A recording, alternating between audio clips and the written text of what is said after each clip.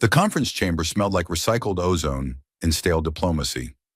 Rows of high-ranking Zevrathi soldiers stood at stiff attention, their long, pointed ears twitching in unison like antennae picking up anxiety from the vacuum itself. Humans, outnumbered and outclassed, remained clustered near the back like misbehaving schoolchildren brought to a royal court. Eli Travers, private first class, caffeine addict, former maintenance technician, and current placeholder hero by bureaucratic accident, stood somewhere in the middle, chewing the inside of his cheek like it owed him money. He wasn't supposed to be here. He was supposed to be in engineering, elbow deep in coolant sludge or flirting unsuccessfully with the coffee dispenser. Instead, he was standing 10 feet from Commander Thalvia of the Zevrathi Dominion, who had personally ended 7 planetary sieges and once bisected a pirate cruiser with a gravitational lance. Rumor had it her smile could trigger tactical alerts. She wasn't smiling now. The Zevrathi elite wore jet-black exo-armor that gleamed like obsidian and whispered when they moved. Thalvia stood taller than any human in the room, her pale silver skin offset by a crimson sash that signaled a combat rank so high that even her boots had kill counts. Her long ears, sweeping elegantly backward like twin blades, were marked with obsidian studs that glittered under the fluorescent lights. Eli was not a diplomat. His training in interspecies formal etiquette had consisted of a single blurry slideshow narrated by a man with bronchitis. It hadn't covered this. It hadn't covered anything, really, except how to bow without insulting someone's birth planet and which gland not to sneeze near. Someone cleared their throat, a sound like a slow-motion gun cock. Commander Thalvia's gaze swept the room like a targeting laser. Her voice, when it came, was low and shaped like stone scraped over silk. The alliance holds because we maintain discipline. Language is precision. Gesture is strategy. Disrespect is war. Eli shifted. His boots squeaked. He froze. Thalivia's gaze landed on him. It was like being stared at by a hurricane wearing a crown. And then, as if possessed by a ghost with no sense of self-preservation, Eli stepped forward. One step, just enough to ensure future historians would note him as the first casualty of spontaneous diplomatic stupidity. He opened his mouth. "Don't say anything." He said something. "You have cute ears." There was no sound in the chamber. Not silence. Not even the low hum of life support systems. A stillness so profound it felt like the universe had leaned in. Thalivia blinked once. A Zevrathi soldier made a choking noise that could have been shock, or maybe a mechanical failure. One of the humans gasped. Another took out a notepad, muttering, "Well, that's one way to die." Eli tried to correct himself, tried to backpedal. His brain scrambled for context. Compliment, it had been a compliment. Right? Her ears were genuinely, he meant it. Not in a weird way, just in a, hey, we're all sentient and trying our best kind of way. Thalivia tilted her head. Not enough to indicate aggression, just enough to suggest the gravitational center of the room had shifted and Eli was now orbiting her mood. "You believe my ears are cute?" she said, slowly, like she was translating the phrase through a cultural lens covered in daggers. Eli nodded. "Respectfully, ma'am." A twitch at the corner of her mouth. Was that a... No, couldn't be. He'd hallucinated that. "Explain," she said. He swallowed. "I mean, they're very symmetrical, aesthetically sharp. Not in the stab you in your sleep way, though, you could, obviously. You've got that energy. I just meant it in a nice way. You know, friendly. Not, lethal." Someone behind him whispered, "He's got a death wish." Thalvia raised one hand. Several Zevrathi reached for their sidearms. She lowered the hand again. They froze mid-draw. Then she smiled. Not a political smile, not a smirk. A real, unsettling, terrifyingly sincere smile. It broke across her face like a tectonic shift. For a moment she looked like a different creature. Still deadly, still alien, but strangely approachable. "Your boldness," she said, "defies all projections." Eli coughed. "Yeah, I get that a lot, usually just before someone tries to arrest me." The room breathed again. Human and Zavrathi officers exchanged glances. The tension cracked, not dissolved, not forgotten, but cracked just enough for something new to crawl through. Laughter, not much. A chuckle. Someone near the air ducts actually snorted. "Private Travers," Thalvia said, "you will accompany me. Further cultural clarification is required." Eli blinked. "Me? Unless you wish to retract your assessment of my ears." "Oh no, they're still cute. Extraordinarily so. Like dangerous levels of charm. Should be regulated." She turned sharply and strode from the room, without waiting, without protocol. Eli followed, half expecting the floor to open beneath him, or for reality to rewind and let him make better choices. He passed the human commander, who gave him a look usually reserved for malfunctioning plasma rifles. "What?" Eli said. "I complimented a war goddess. What could go wrong?" And then the doors closed behind him. The Zavrathi flagship Vigilant Rain was less a ship and more a floating cathedral to warfare. Its corridors pulsed with organic light, grown rather than built, and the walls subtly reconfigured themselves to optimize traffic flow based on the predicted aggression levels of those walking through them. At the moment, the walls were slightly concave, as if bracing for Eli's rising panic. He had not been executed, yet. That was promising. Commander Thalvia led him through the vessel like a tour guide who'd never once given a tour and would happily eject the group into space if they asked too many questions. She didn't speak. She didn't need to. The mere sway of her steps sent Zavrathi officers stepping aside like synchronized prey. Eli tried not to breathe loudly. That seemed like something that could be interpreted as hostile. Finally, they stopped before a door that hissed open with far too much drama. Inside was a room unlike any he'd seen in the human fleet. The ceiling shimmered like fluid data. A semicircle of chairs faced an elevated platform. The chairs weren't chairs so much as bone-white constructs that adjusted to the user's posture and, if Eli squinted, occasionally exhaled. "This," Thalvia said, "is a cultural reassessment chamber." Eli nodded. "Ah, we call those break rooms." Thalvia stepped onto the platform. "You are here because your interaction with me disrupted centuries of Zavrathi protocol. Now we will determine whether that disruption is an anomaly or the beginning of behavioral evolution." "Wait," Eli said, blinking. "I thought I was in trouble. Like firing squad trouble." She raised one eyebrow. "You are being studied." "Oh, cool. Way better. Love being studied. I'm very educational." A smaller Zavrathi, whose armor looked slightly less murdery and more admin-ish, stepped forward holding a spherical device. It hovered at shoulder height, then emitted a soft chime. "This is Interlink," Thalvia said. "It will record and translate emotional subtext. It is calibrated to detect microtremors in voice and pulse to determine intent." Eli blinked. "So, it's a lie detector with mood swings." The sphere blinked blue. "That is accurate." "Okay, I hate this already," he muttered. The admin Zavrathi gestured toward one of the breathing chairs. Eli hesitated. The chair shifted shape like it was deciding how best to cradle a human embarrassment. He sat. It adjusted. It was disturbingly comfortable. "State your name," Thalvia said. "Private First Class Eli Travers. Earth Fleet Maintenance Division. Reclassified infantry due to bureaucratic error involving the misfiling of a wrench." Interlink chirped. Humor detected. Subtext, sarcasm, underlying emotion, unresolved fatigue. Recommend carbohydrate intake. Thalvia tilted her head. "Are you malfunctioning?" "Only emotionally." More chirping. "Emotionally malfunctioning." Confirmed. The admin Zavrathi began typing furiously.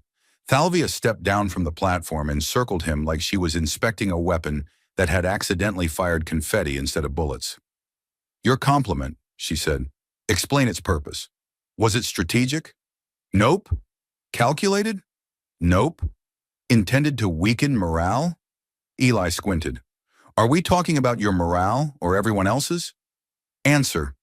"I panicked," he said. "Your ears were cute. It popped out of my mouth. I regretted it halfway through the word cute." Interlink. Truthful. Subtext. Flustered honesty with low-grade terror. Charming. Talivia folded her arms. Her armor made a soft sighing noise as it adjusted around her ribs. Your casual speech created observable ripples in the command structure. 5 officers submitted emotional clarity reports. 2 developed temporary feelings. Eli blinked. Wait, feelings? From the compliment? I thought Zavrathi didn't do feelings. We do, she said. We simply store them in combat logs. Eli blinked again. So you're telling me someone wrote in their war diary that they got butterflies because I said your ears were nice? Interlink chirped. Butterflies, colloquial Earth metaphor. Translate mild romantic activation. Cross-species compatibility, uncertain. Thalvia sat in the chair opposite him. The lights dimmed slightly. You will now instruct me in the mechanics of human informality. Eli's brain hit the brakes so hard his thoughts skidded. What? You are to demonstrate further disarming behavior, gestures, phrases, humor. I what? I wasn't trained for, there's no manual. She blinked. I do not require a manual. I require data. Interlink chirped encouragingly. Eli rubbed his face. Okay, well, humor is mostly about timing and surprise and also failure. Sometimes you just bomb, like really badly. It's part of the charm. Thalvia leaned forward. Bombing is charming? Only metaphorically, not actual. Right, we're going to need a whole glossary. He took a deep breath. Okay, try this. Why did the singularity get kicked out of the quantum bar? Thalvia blinked. Is this a threat? No, it's a joke. Silence. Why? Because it had no mass appeal. Thalvia stared. Eli sighed. It's a pun. You know, mass, like gravity, and mass appeal, like popularity. It's terrible. That's what makes it beautiful. Interlink chirped twice, uncertain. Signal, attempted humor. Response, internal processing lag. Laughter may follow in approximately 6 hours. Thalvia considered. I did not find it humorous. Neither did most of my exes. Interlink chirped again. That was successful. Subtext, self-deprecating resilience. Uplifting. Thalvia tilted her head. Interesting. The door opened without warning. A young Zavrathi officer strode in, breathless. Commander, they said, there's a situation in the Arboretum. The humans attempted to plant cucumbers, and the foliage retaliated. Thalvia stood. Summon a containment unit. Travers, continue your session here. Learn 5 new jokes by second cycle. Eli opened his mouth, but she was already gone. The chair adjusted again, as if to say, you brought this on yourself. Interlink hovered closer. Would you like help constructing joke structures? Eli groaned. Sure. Let's build a diplomatic incident out of dad humor. What could possibly go wrong? Eli woke to the unmistakable sensation of being watched by something smarter than him and twice as judgmental. Interlink hovered inches from his face, blinking a slow, pulsing blue, which Eli had come to associate with either polite curiosity or quiet horror. Possibly both. You were snoring in a pattern that resembled a distress signal, it said. Eli groaned. That's just my sleep apnea, unless you interpreted it as a cry for help, in which case, good job, you passed the empathy test. Noted, said Interlink, and zipped away to record this in what Eli assumed was a growing volume titled The Collected Malfunctions of Private Travers. The door opened with the soft suck-pop sound of semi-organic hinges, and in walked Commander Thalvia, flanked by 2 Zavrathi sub-commanders, and a floating tray carrying an object that looked suspiciously like breakfast and ominously like bait. We will begin your next assessment, she said. This will involve a cross-cultural stress simulation, followed by an exchange of nourishment rituals. Eli sat up, rubbing the sleep from his face. You mean breakfast and a panic attack? That is an acceptable summary. The chamber shifted shape around them.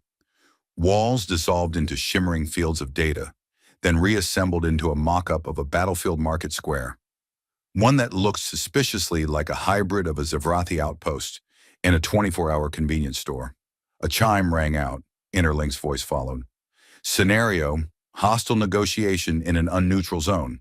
Objective, disarm tension using only informal language and humor. Begin. A synthetic crowd materialized. Holograms. Dozens of Zevrathi citizens flickered into view, murmuring with overlapping sound loops. Thalvia turned to Eli, then gestured toward a stand labeled Intergalactic Spices and Confrontation. A figure behind the counter, clearly a simulation of a hostile vendor, threw a crate at Eli's feet and growled, "You insulted my cousin's neural cluster. Explain or perish." Eli blinked. Wow, customer service really declined since the merger.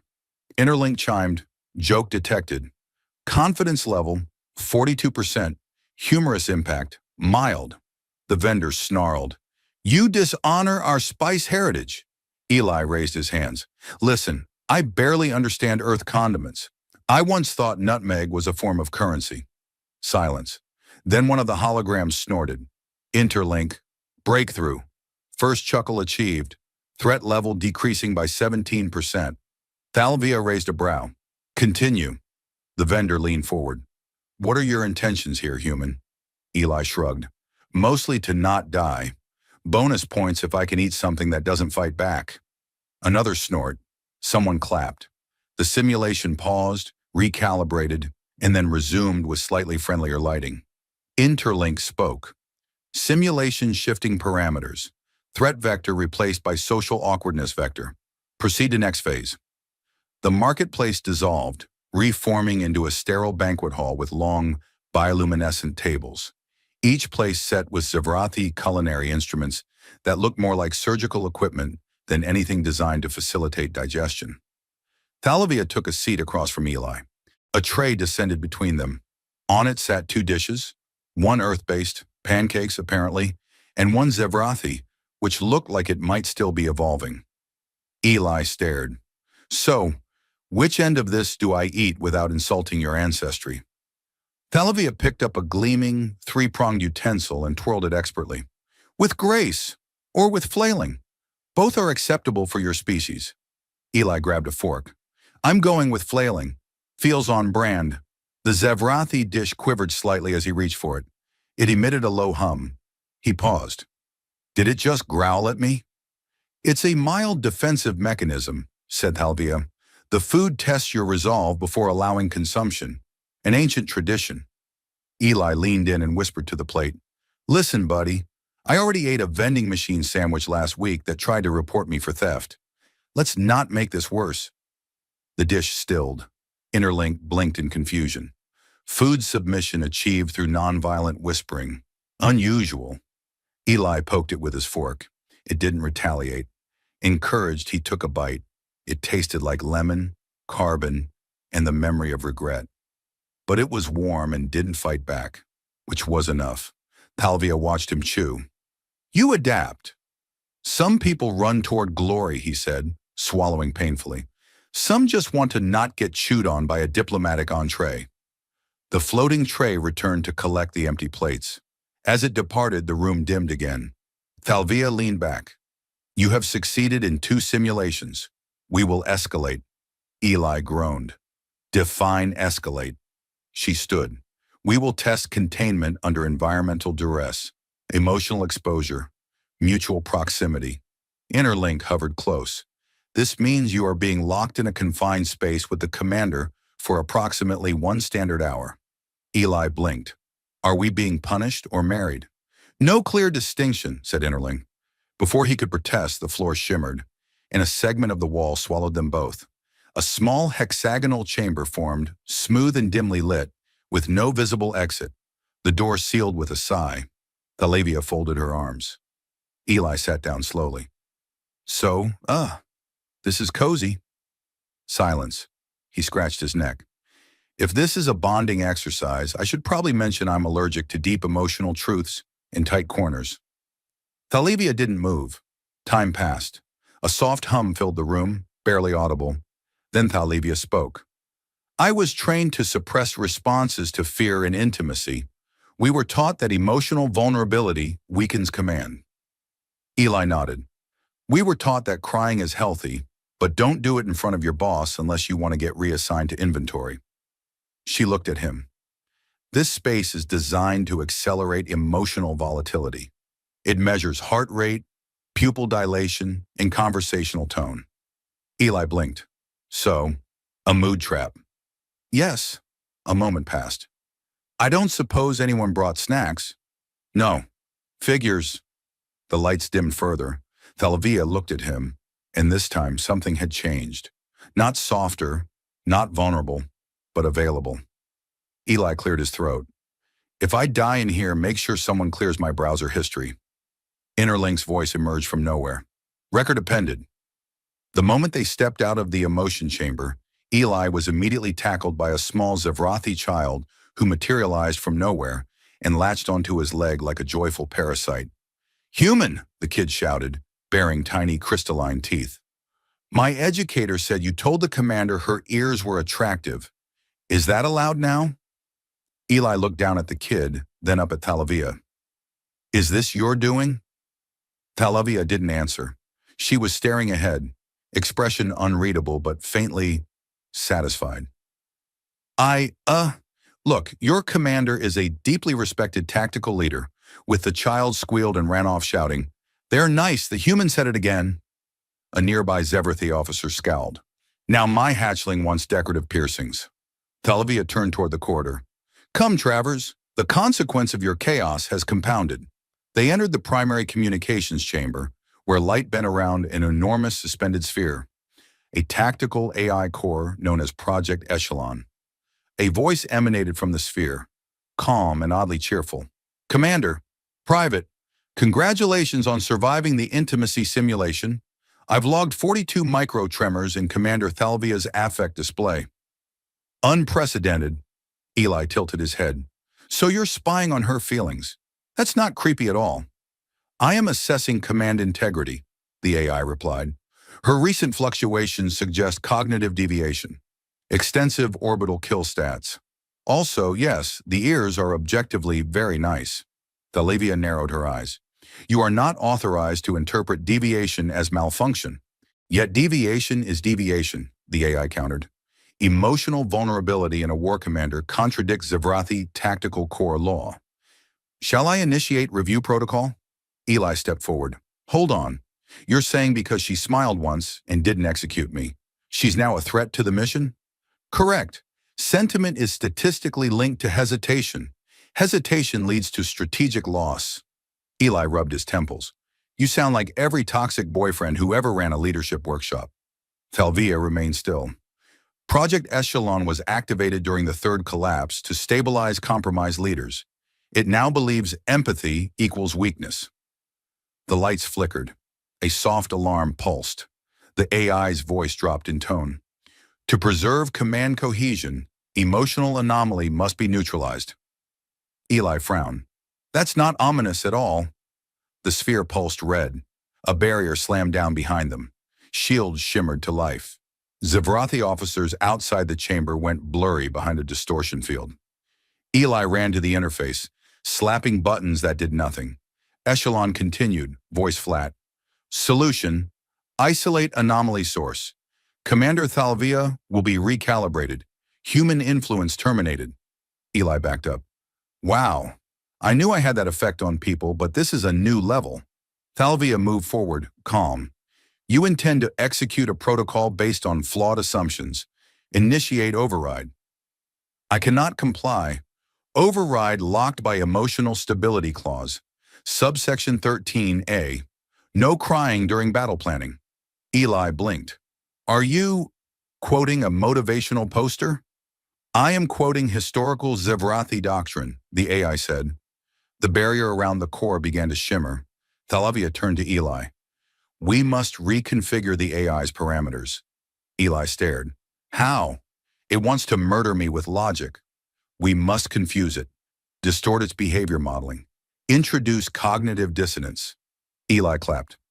Oh, now I'm useful. Great. What's the plan? Jokes? Dad puns? Improvised karaoke? Yes. Eli hesitated. I wasn't serious. I was, Thalvia said. Eli took a deep breath.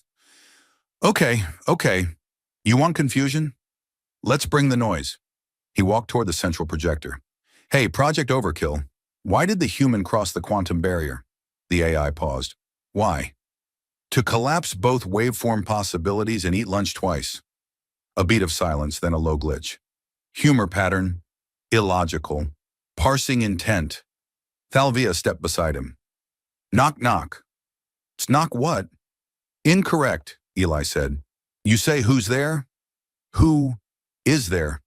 Interrupting neutrino. Interrupting neutrino? Wah! Blip, Eli shouted, cutting it off. The core flashed yellow. Interrupt sequence corrupted. Conversational rhythm. Erratic. Intent unquantifiable. Thalvia pressed a panel. Now. While it's destabilized. Eli jumped to the console, yanked a neural sync cable free, and slammed it into the bridge port behind his left ear. The AI resisted, screaming in static, but Eli's subconscious connected like a disobedient jigsaw piece. Suddenly he wasn't in the room. He was in Echelon's internal memory field, an endless library of ordered thoughts and sterile algorithms. Thalvia's memory signature flickered beside him, distorted but present.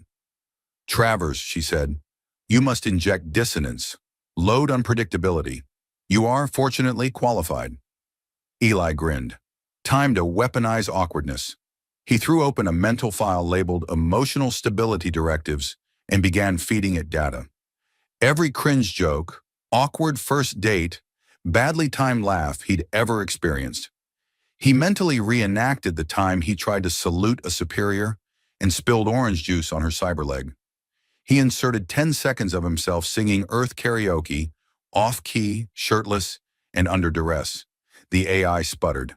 Error, logic decay, input not admissible, core structure destabilizing. Yeah, Eli shouted inside the mindspace. This is what vulnerability looks like, baby. Fear it. Thalvia whispered into the network, her voice cool steel. And now, inject the final anomaly. Eli closed his eyes and pictured her smiling. The AI buckled. In the real world, the lights flickered back to white. The barrier dropped. The room breathed again. Thalvia disconnected him gently. Eli blinked. Did we win? Technically, she said. You emotionally short-circuited a tactical AI. He sat down hard. That's deeply on brand. Outside the chamber, officers were gathering. No one quite knew what had happened. Inside, the air smelled faintly of burnt circuits and absurd defiance. The AI, now rebooting, flickered. New parameters accepted. Empathy logged as viable tactical element. Eli grinned. Told you your ears were a cultural turning point. Thalvia glanced down at him. They are now a strategic asset. Eli raised a hand. Please don't requisition me as a diplomatic weapon. No promises, she said. The council chamber was colder than expected, and Eli suspected it had nothing to do with the temperature controls and everything to do with the 6 Zevrathi elders glaring at him, like he'd just tracked mud across their shared consciousness.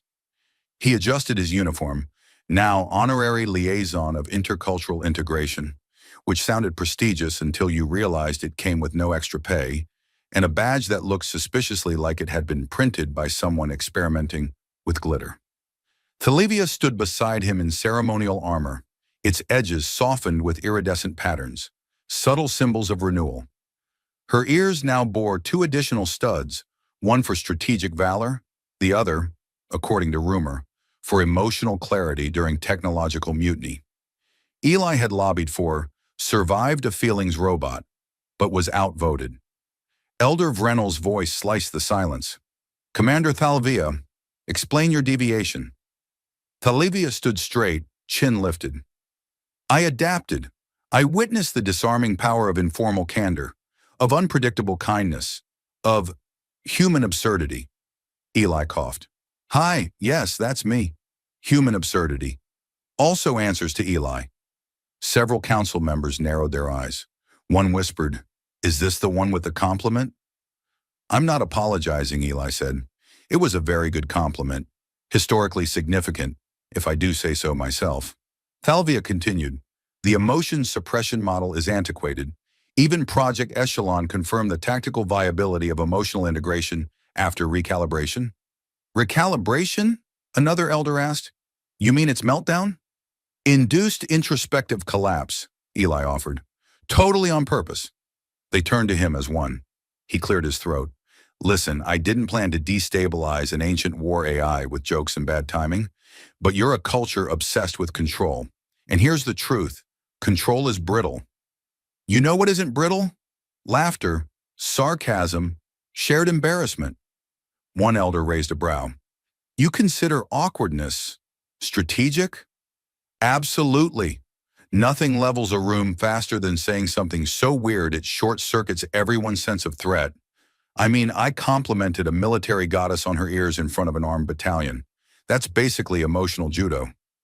Silence. Then impossibly, Elder Vrenel smiled. Not wide, but unmistakable. Televia inclined her head. Counselors, you asked for evolution. This is what it looks like. The room held its breath. Then came the gavel strike, a deep, resonant tone that vibrated the air. Motion passed, Vrenel said. Integration protocols shall be updated. Emotional exchange authorized in joint missions. Commander Thalvia retains her rank. The human may continue existing. I feel so validated, Eli muttered. As they exited the chamber, Thalvia spoke without turning. Your words were reckless. They usually are, but effective, Eli grinned. You're welcome. They walked in silence until a patrol drone zipped past them, flashing a custom message on its display. Cute ears confirmed by Central Authority. Eli laughed so hard he nearly tripped into a gravity well. Back aboard the Vigilant Rain, the crew atmosphere had changed. Zavrathi and humans now shared meal tables. A soldier with facial tattoos was explaining Earth's obsession with pancakes to a very confused pilot. Interlink had developed a personality quirk and now referred to itself as your emotionally aware logistical assistant. There was a rumor it had taken up poetry. Eli sat in the observation lounge watching stars blur by, a cup of protein sludge in hand. Thalevia sat beside him, still in full command attire. So, she said, what will you do now that you've weaponized vulnerability and made sincerity a legal tool? Probably mess it up, Eli said. Fall face first into another cultural misunderstanding. Cry during a group mission briefing. Get court-martialed for hugging someone too long. She nodded solemnly. Acceptable outcomes. He smiled. What about you? I will continue to command, but I will also consider laughter. Sometimes. Quietly. Eli raised his cup. To quiet laughter. She touched her gauntlet to his cup. To adaptive evolution. Below them, the stars continued to stretch and flicker. Later, as Eli walked alone through the lower decks, a young Zavrathi officer stopped him. Private Travers?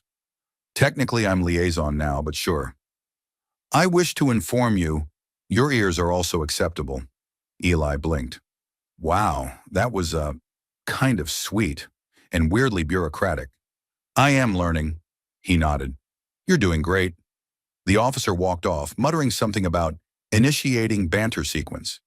Eli leaned against the wall and laughed to himself. Somewhere between absurdity and sincerity, they'd found something worth building on. He tapped his comm. Interlink? Yes, emotional liaison, Travers? Remind me to never compliment a Supreme Commander again, unless it's absolutely, cosmically necessary. Understood.